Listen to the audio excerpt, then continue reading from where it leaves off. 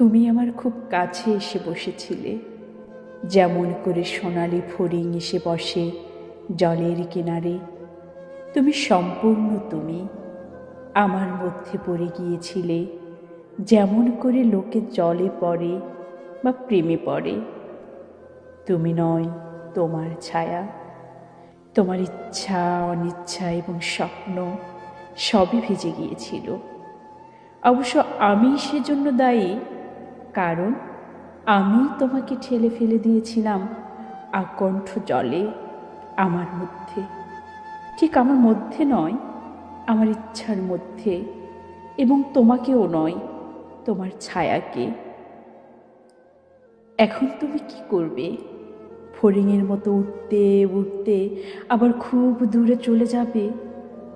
যদিও ছায়াকে ফেলে রেখে উড়ে যাওয়া সহজ নয়, বিশেষত নিজের ছায়াকে। রামধনুর গা থেকে রং মুছে ফেলা তবু বা সহজ, নাকি কাছেই এসে বসবে, একেবারেই কাছে, যেমন করে ফড়িং এসে বসে জলের কিনারে? তোমার ছায়া নয়, তুমি।